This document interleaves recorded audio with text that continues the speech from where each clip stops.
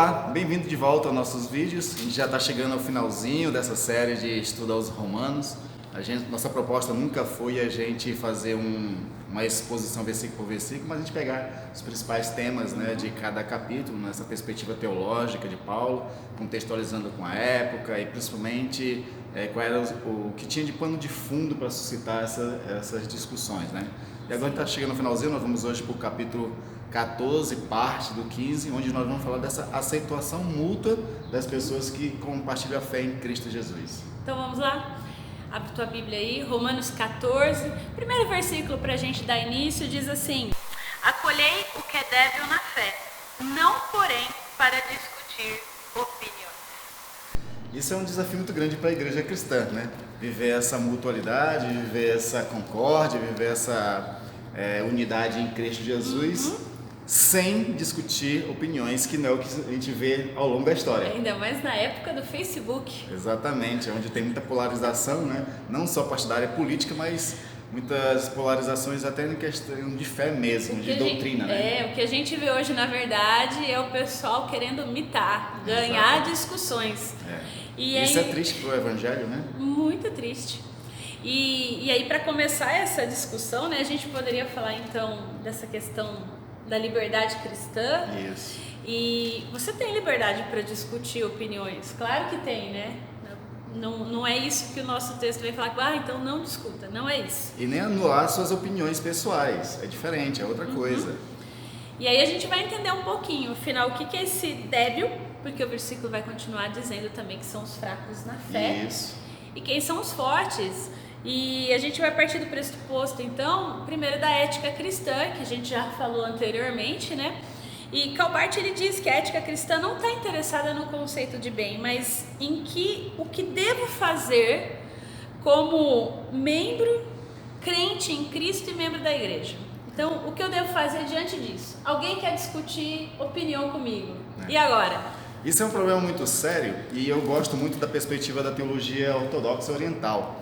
Na teologia ortodoxa oriental, eles casam a doxia, que é a opinião, com a prática.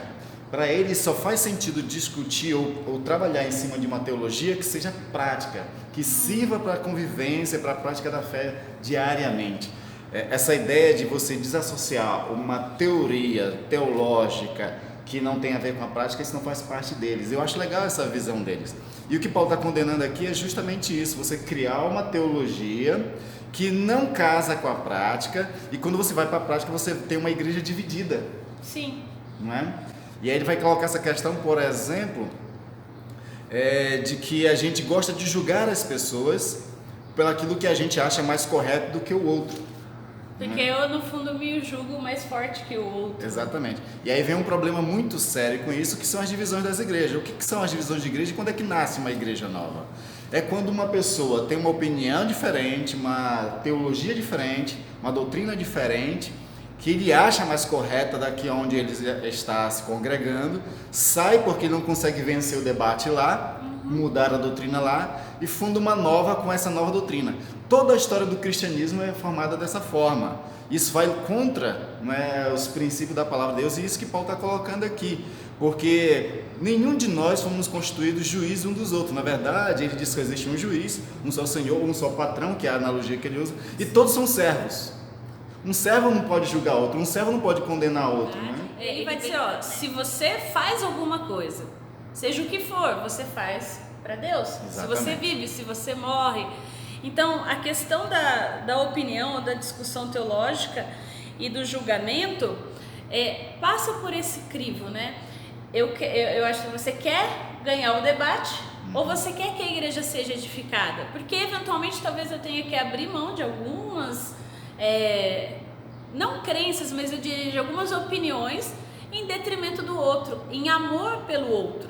Né? Então, na verdade, é isso que ele vem trabalhar no fundo, né? Que ele vem trabalhar do fraco e do forte, porque ele vai dizer que o fraco, que é aquela ideia da fraqueza, da limitação, é aquele que peca na sua consciência. Né? Que ele, assim, o que falta para o fraco não é força, de vontade, mas a liberdade da consciência, já diria o Stott, né? Então, o fraco, ele tem a limitação. Será que o que eu estou fazendo está certo ou está errado? Então, essa dúvida é a fraqueza que ele vem denotar, né? Não é Exatamente. se você crê mais ou não, não é isso. Calvino fala, caso Deus não faça mais, nos faça, eu ou você, mais forte que o outro, ele não nos faz robusto com o fim de oprimir os fracos. Exatamente. Então não é porque eu tenho um entendimento melhor, ou porque eu tenho mais facilidade para leitura e entendimento, que eu vou oprimir aquele que não tem. Ou aquele que no seu entendimento entende, como ele discorre no texto, né, que existem dias mais importantes, comidas mais importantes. Eu não posso usar o meu conhecimento ou a minha liberdade de consciência para oprimir aquele. Você está errado em guardar, por exemplo, o sábado. Não é função nossa julgar. Uma questão que é bem legal de a gente pensar a partir dessas analogias que Paulo usa, porque Paulo traz a analogia da próprio judaísmo, né? No judaísmo a gente sabe que alguns alimentos não eram permitidos para o judeu comer. Aí Paulo vai dizer que na consciência dele, nessa liberdade que ele tem agora em Cristo Jesus, ele tem a consciência, a crença de que nenhum alimento mais é impuro. E ele pode comer de tudo. Exatamente. Ele vai abordar a mesma questão lá em Coríntios também, quando ele vai dizer sobre a carne sacrificada aos ídolos. Diz, olha, Sim. os ídolos não existem, fora de Deus nada mais existe. Então, esses sacrifícios aí são sacrifícios de tolos, na verdade. E essas carnes podem ser ingeridas, não é? Porque não orou, orou, tá tudo resolvido. Agora ele trabalha a questão do seguinte, né? E aquele, né, que não entende dessa forma. Exatamente. Então ele está colocando isso, né? Você que tem essa consciência e para você não é impuro, você pode comer, né? Se o outro não consegue comer e ele se escandaliza porque você está comendo, aí você que é o forte é que tem que ter uma obrigação de manter a unidade, a fé e a concórdia. O que você faz? Para de comer para que o outro não peque. Exato. Vamos Você dar pode um exemplo. Você pode comer na sua casa. Vamos dar um exemplo. Eu acho que tem 2 exemplos simples que hoje a gente tem. Por exemplo, docinho de Cosme e Damião. Pode ou não pode comer? É a mesma coisa que comparando, né, o mutatis mutandis da carne sacrificada aos ídolos. É verdade. A gente, como evangélico, entende que não se deve consagrar nada a santos. Então, nesse aspecto, nós entendemos que não é bom. Mas eu comer ou não comer me faz mais crente ou menos crente? Qual é a sua consciência? Aí eu entendo que é pecado, então eu acho que não deve comer. Se eu estou na frente de alguém que crê dessa forma, eu quero comer, mas essa pessoa já olha e fala, acho, né, bom você não fazer isso, tá? Ela já expressou uma opinião contrária, pela comunhão da igreja, não coma. Exatamente. Questão da bebida alcoólica, por exemplo. O que mais gera confusão no Brasil, principalmente. Muito, né? A Bíblia diz... Muito debate. Como é que é? Beba, mas não se embriague. Né? Então, e aí? Vai, de repente, você beber na frente de alguém, um outro membro da sua igreja, vai deixar essa pessoa constrangida e ela vai lá no fundo pecar e pensar, nossa, fulana tá bebendo. Não beba. Faça em casa. Exatamente. Então principalmente para aquela questão, por exemplo, se você que já é forte na fé, você que, no caso da bebida alcoólica, vamos colocar aqui, se você é daqueles que acredita que beber um copo de cerveja não faz mal nenhum para você, e você faz isso, só não faça perto de uma pessoa crente ou recém-convertida que, por exemplo, foi alcoólatra antes, ou que está lutando contra a bebida alcoólica por problemas pessoais, né, de dependência química mesmo. Tenha cuidado para com essa pessoa, porque você tem a capacidade de beber só um e parar, a outra pessoa não. Então a gente entra, aquela questão da consciência que Paulo fala aqui, né? Se a sua consciência pesa ao fazer aquilo, nós vamos supor, não, eu sou forte, eu vou tomar um copo na frente de todo mundo, e aí você toma e se sente culpado, pecou. Exatamente. Ou na seja, consciência bate, é o Espírito Santo que está avisando, né? Tenha consciência disso. Então é uma questão assim muito interessante, porque às vezes a gente, não, eu sou forte. Exatamente. Garante. Agora você que está assistindo a gente e tem uma visão totalmente fechada a respeito dessas coisas que a gente está colocando, por exemplo, sobre a própria bebida, aí Paulo dá uma recomendação para você e para nós, do seguinte, é da concórdia, né? Da ideia de que a gente tem que, em Cristo Jesus, conviver, né, uns com os outros. A ideia da concórdia é uma palavra muito bonita que eu até coloquei no Facebook recentemente, né? Que ela quer dizer quer dizer junto de, e córdia vem da palavra cardia, que é coração. Então concórdia é aqueles corações que estão unidos. O nosso coração tem que estar unido apesar das diferenças de opiniões, porque nós temos um só Senhor e Ele que é o julgador de todas as coisas. Aí vem uma questão muito legal que Paulo coloca para essa questão, né, de que a gente não deve julgar uns aos outros. Ele diz assim o seguinte: olha, se alguém que é mais fraco, de repente cai, qualquer coisa, você que é forte, não vai julgar a pessoa. Por quê? Porque Deus é poderoso para resgatar essa pessoa, para restaurar essa pessoa, para colocá-la de pé novamente. E eu acredito, uma opinião pessoal, né? Se eu acho que eu sou forte e eu julgo o outro, eu viro legalista. Então, eu crio regras, padrões pessoais, para que as outras pessoas cumpram. Sendo que não é isso que está na Bíblia muitas vezes, é a minha forma de interpretação. Exatamente. Então, e isso também gera divisões na igreja.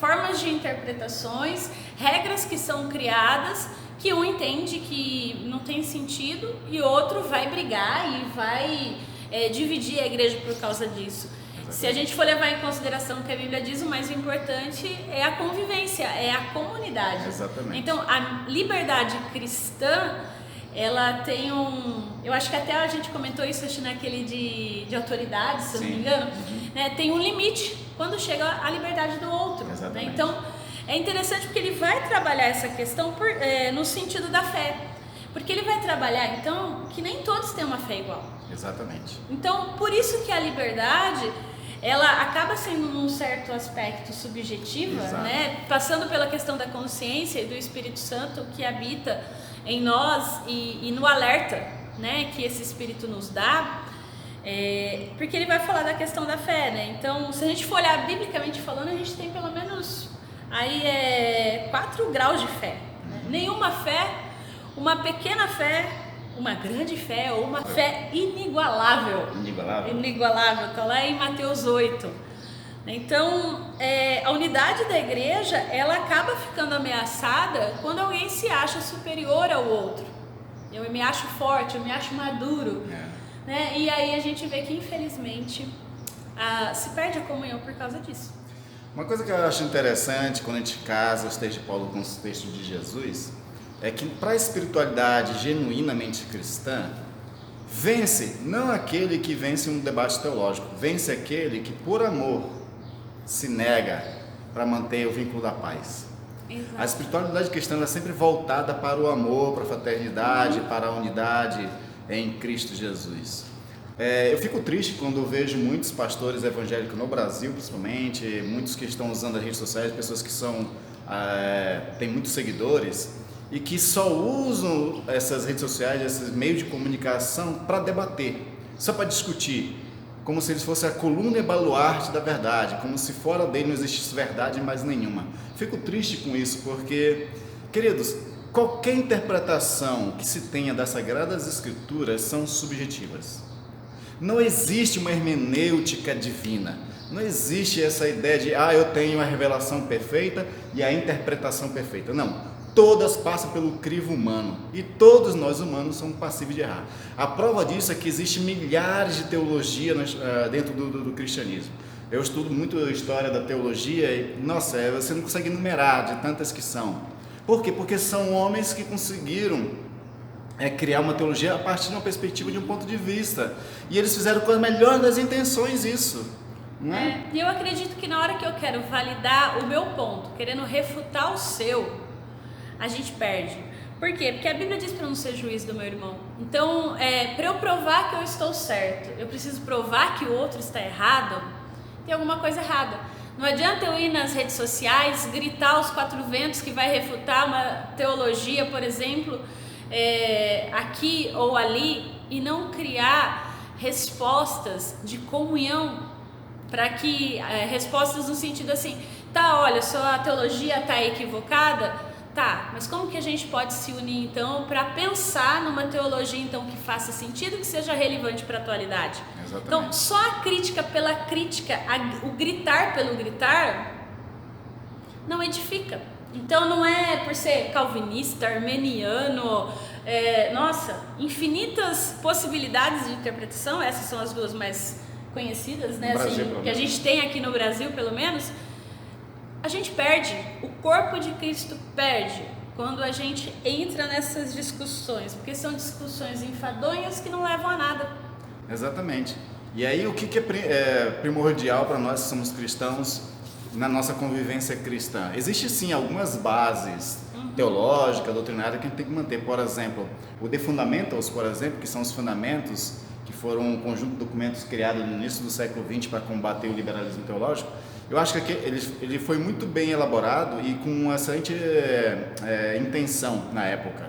Só que hoje as pessoas usam isso para poder tornar divisões de igreja, né? Mas os The Fundamentos, o que é os fundamentos? É que tem 5 pontos que esses a gente não pode abrir mão enquanto cristão. A gente pode discutir com qualquer outras coisas e conviver bem com qualquer outras, mas essa não dá. Que é Jesus Cristo ter nascido da Virgem Maria, Jesus ter morrido pelos nossos pecados, ressuscitado ao 3º dia, né? E a questão da nossa salvação, que é a graça. Então existe, você pode procurar depois na internet os The Fundamentals ou os fundamentos. Esses 5 fundamentos a gente não abre mão para a nossa convivência como cristão, porque se você se diz cristão e não acredita que Jesus Cristo é Deus, que nasceu de Virgem Maria, que ele ressuscitou, por exemplo, então aí realmente não dá para poder conviver. Tem alguma coisa complicada na sua teologia, aí você está partindo para um liberalismo, mais para um gnosticismo do que para cristianismo, né? Ou mesmo comungar com algumas dessas outras religiões que se dizem debaixo do cristianismo, mas não são cristãs, como o Testemunho de Jeová, por exemplo, né? Que não aceita a divindade de Jesus. Então, realmente, com esses pontos não dá para a gente negociar mesmo. Mas todo o resto é interpretação. É a interpretação e a convicção própria, né? Que é o que ele fala aí no 5 e no 6, né? Um faz diferença entre dia e dia, outro julga iguais todos os dias, cada um tem a opinião bem definida em sua própria mente. Quem distingue entre dia e dia, para o Senhor o faz. E quem come, para o Senhor come, porque dá graças a Deus. E quem não come, para o Senhor não come, e dá graças a Deus. Porque nenhum de vós vive para si mesmo, nem morre para si mesmo. É isso que a gente tem que ter em vista, né? Porque a gente não pode ser tropeço para ninguém. Exatamente. Então a gente volta naquilo que a gente falou anteriormente, né? Mas a ideia é assim, se eu faço outro pecar, eu sou pedra de tropeço, né? E ai daqueles que forem pedra de tropeço. Essa passagem lida é maravilhosa. Se a gente for aplicar ela para a nossa realidade hoje, vamos pensar em diferentes tipos de igreja, né? Então diz assim, para um dia é sagrado, para outro não é, um come uma coisa, mas todos fazem para o Senhor. Então pense, por exemplo, a Assembleia de Deus, ela serve a quem? Ao Senhor. As presbiterianas servem a quem? Ao Senhor. As batistas, quadrangulares, o que mais? Brasil para Cristo. Hoje tem muitas comunidades. Sim. Todas elas estão querendo servir ao Senhor, né? E tem uma coisa muito interessante que Paulo coloca, eu acho que é lá em Filipenses, Gisele, que ele diz assim, que tem algumas pessoas que servem a Deus por vaidade, ou até por inveja, mas está servindo, e ele diz assim, que deixa, pelo menos o evangelho é propagado. Deixa servir. Exatamente. Então, se todas essas igrejas estão servindo ao Senhor e fazem para o Senhor, isso tem que ser motivo de concórdia, de a gente estar junto, não ficar degladiando um com os outros. E quem julga a intenção é o Senhor. Exatamente. E nós temos aqui no Brasil, principalmente, um número infinito de pessoas para ser alcançadas. Então, a gente perder tempo nessa briga entre igrejas, essa briga entre teologias... Pescando em aquário alheio. Não faz sentido isso. Tanta gente no mundo das drogas, que deveria estar sendo motivo de esforço das igrejas estar trabalhando em cima. Sim, né? Pessoas com relacionamentos assim... destruídos. Precisando da palavra do evangelho, de vida, de restauração, de conforto, de abraço, de acolhimento, e a gente discutindo teologia. Você sabe que o que está crescendo no Brasil não é só as enfermidades físicas, né? As farmácias estão se multiplicando no Brasil, porque tem muita gente doente. Aqui em Araraquara, na esquina de casa, em um mês, levantou-se uma farmácia e abriu. Detalhe, tinha uma outra do outro lado da rua. E é um negócio que está prosperando porque as pessoas estão adoecendo. Mas outra enfermidade que mais cresce no Brasil também são as emocionais. Ansiedade, depressão, né? Nós passamos agora pelo mês de setembro, que é o mês de prevenção ao suicídio, e a quantidade de suicídio tem aumentado, inclusive entre jovens. E as pessoas, em vez de virar esforços para ajudar essas pessoas, ficam gastando tempo nas redes sociais, no YouTube da vida, degladiando e combatendo um irmão na fé. Eu acho que vale a pena, que nem assim, né? Senão também a gente pode acabar aqui e ir embora, né? Tipo assim, a gente está aqui sempre apresentando para vocês a nossa perspectiva de Romanos, até porque a gente sabe que em algum momento é necessário ter pessoas nas mídias sociais falando sobre a palavra, trazendo o que a Bíblia fala pra gente e numa perspectiva de uma fé sadia. E esse é o nosso objetivo, né? Tanto que a gente desde o começo tem colocado, olha, discorda, tranquilo, faz com respeito, né? Por quê? A gente pode pensar diferente. Aliás, é salutar nós pensarmos diferente, né? Porque se fosse um monte de robozinho assim, padrãozinho, seria também. E o reino de Deus é a diversidade. Exatamente. E nesse aspecto, nós como reino, o reino exige unidade na diversidade. Exatamente. E eu queria complementar sobre a diversidade antes de você concluir. Sim. Porque há um tempo já venho falando muito sobre a questão da diversidade na igreja, que a diversidade de Deus, ela revela a sabedoria de Deus. Multiforme sabedoria. A multiforme sabedoria de Deus. E eu sempre cito o caso de Babel como exemplo, né? O caso de Babel, muitas interpretações que as pessoas dão pelo aquele caso tende a interpretar de forma negativa a confusão das línguas, né? Certo. Na verdade, existe um ponto positivo ali, né? Qual é o ponto positivo? É que foi Deus que fez a divisão de línguas. Tudo que Deus faz, segundo Paulo, é bom, perfeito e agradável. Então, se Deus estabeleceu a confusão de línguas lá em Babel, não é uma coisa ruim, é uma coisa boa. E quando a gente muda a linguagem, quando nós temos uma linguagem diferente, a gente muda a nossa forma de pensar também. A filosofia da linguagem está aí, a linguística está aí para dizer isso, as análises de discurso estão aí para dizer isso.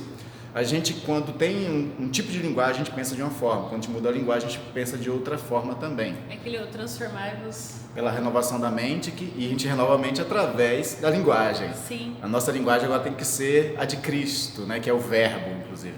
Sim. E aí então Deus ele faz essa diversidade de culturas a partir somente da divisão de línguas ali. Ele cria a diversidade, ele criou isso, e isso é que é belo, porque se todo mundo fosse igual, nossa, ia ser muito feio, né? Eu tenho certeza que você gosta da diversidade, a ponto de, por exemplo, ter no seu guarda-roupa roupas totalmente diferentes uma da outra. Você não tem um uniforme, digamos, dentro do seu guarda-roupa, onde todas as roupas são iguais, né? Um jardim é belo pela multiplicidade de flores diferentes, de plantas diferentes. E assim mesmo também a raça humana.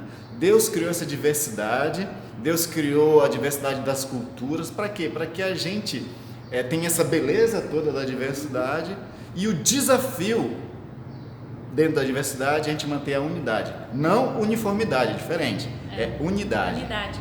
E aí, a partir disso, a gente entra no capítulo 15, porque ele vai mostrar pra gente que Cristo é o exemplo de respeito ao próximo. Exatamente. Que a gente tem que buscar em Cristo, né? Já que ele deixa claro, ele finaliza o capítulo 14 dizendo que a fé é pessoal. Fala assim, né? Mas aquele que tem dúvida é condenado a se comer, porque o que faz não provém de fé, e tudo que não provém de fé é pecado. Então agora ele vem trabalhar essa questão. E aí ele introduz o capítulo 15 dizendo: ora, nós que somos fortes devemos suportar as debilidades dos fracos e não agradar-nos a nós mesmos. E o exemplo que ele vai dar? Do próprio Jesus, que também Exato. Não agradou a si mesmo. Ele podia fazer tudo que ele quisesse, que lhe agradasse, porque para Jesus, né, Paulo diz isso assim: para os puros nada é impuro. Para Jesus, que era a pessoa mais pura do universo, nada era impuro para ele. Mas ele não procurou agradar a si mesmo. É o que ele fala em Filipenses, né? Ao contrário, ele esvaziou-se, né, da sua glória, de toda a sua vontade, para fazer a vontade do Pai. Exatamente. Né? Então, ele vem agora aqui, ele fala ao longo do capítulo 15 essa ideia, né? Para glorificar Deus Pai do nosso Senhor Jesus Cristo. E aí ele vem falar para a gente, trabalhando isso. Né? Você quer o exemplo? Você não tem que agradar a si mesmo. Exatamente. Por exemplo, e aí vamos falar de dentro da igreja. Eu só gosto desse tipo de música. Né? Vamos supor, eu só gosto de música instrumental. Aí chega aqui num culto de jovens, tem bateria, tem guitarra, que droga, que ruim. Maior barulho, maior puladeira. a gente não está aqui para agradar a nós mesmos, né? Então, assim, tem que ter essa diversidade em todos os aspectos. Por quê? Porque eu agrado o outro fazendo o que o outro gosta. Exatamente. Eu lembro aqui daquele livro As 5 Linguagens do Amor, que é aquela ideia assim, qual é a linguagem de amor da pessoa, no caso do cônjuge, né? Ela trabalha também, o Gary Chapman, outros aspectos em relação aos filhos, em relação aos amigos. Se eu sei que a pessoa gosta, por exemplo, de palavras de cordialidade, de palavras de incentivo, não adianta eu trazer para ela um buquê de flor. Exatamente. Não adianta eu querer deixar a roupa limpa. Ela não é que você não está expressando o seu melhor, mas ela não vai se sentir amada. Então, se eu prezo pelo outro, o que o outro gosta? O que é importante para o outro? Então, é tentar nessa diversidade achar equilíbrio. Exatamente. Tipo, vai ter música no culto, vamos pensar no culto novamente. Tem gente que gosta da música, tem gente que gosta do sermão, tem gente que, não, deixa eu lá no meu cantinho, eu quero ficar sentadinho lá no banco, eu tô feliz com isso. Cada um vai ter, né, dentro dos seus dons e talentos que foram recebidos também, cada um tem um aspecto para colaborar. Então, eu querer imitar a Cristo é não agradar a mim mesmo, mas abrir mão do que eu possa gostar em detrimento do outro. E aí isso revela a nossa maturidade enquanto cristão. O que é ser maduro? Maduro é quando eu consigo respeitar o gosto do outro, não é? E aí acontece o seguinte, se a igreja ela trabalha esse aspecto da maturidade com o exemplo que você está dando, então os mais velhos vão respeitar o momento dos mais jovens para que o culto seja direcionado para o perfil deles. E os jovens vão ser trabalhados também para respeitar o momento dos mais velhos, daqueles que gostam mais de salmos e hinos, por exemplo. Né? Para que no momento deles, eles possam também cantar os cânticos que eles gostam também.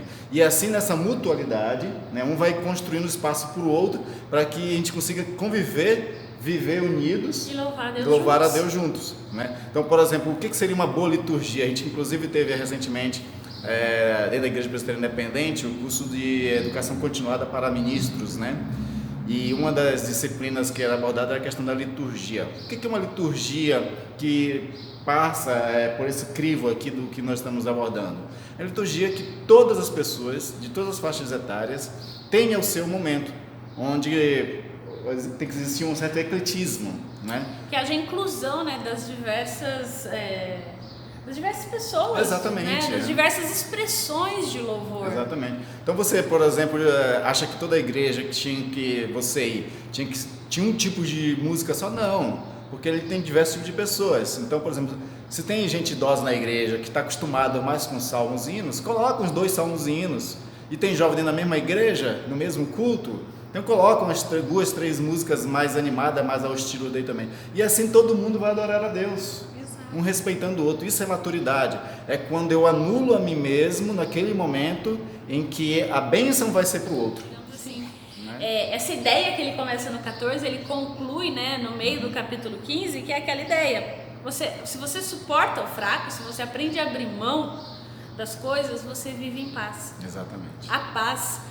E a paz é algo que não tem preço, né? Exatamente. Ele pagou o preço, então por que a gente tem que ficar brigando, né? É incrível isso. Ainda no 14, mas ligando o que você está falando, ele vai dizer uma coisa que é interessante, diz assim, que o reino de Deus não é a comida, não é a bebida, não tem a ver com os dias, não tem a ver com todas essas teologias loucas que a gente fica aí brigando. O reino de Deus é justiça, paz e alegria no Espírito Santo.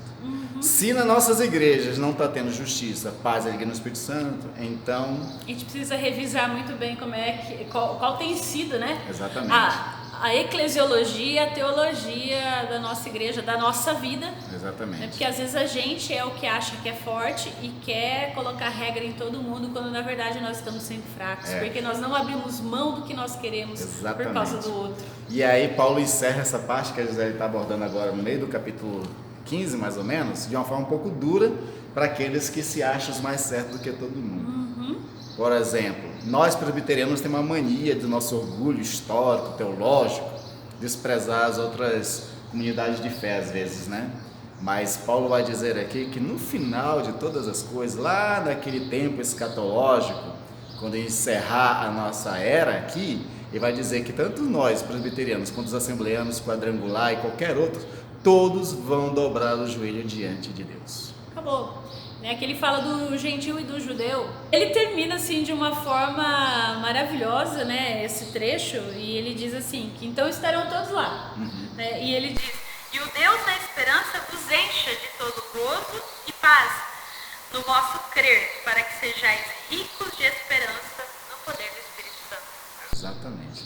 Essa que é a nossa caminhada aqui na Terra, né, de esperanças, nessa perspectiva da volta de Jesus. E enquanto ele não chega, a gente tem que, em amor, fazer a obra do reino.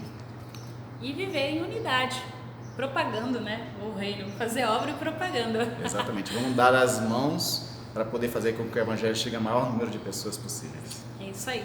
Até o próximo vídeo. Até o próximo vídeo, dá o seu like aí, compartilha. E no próximo vídeo é o nosso último. O último, encerrando Então, essa série. encerrando Romanos, então fique esperto aí na semana que vem.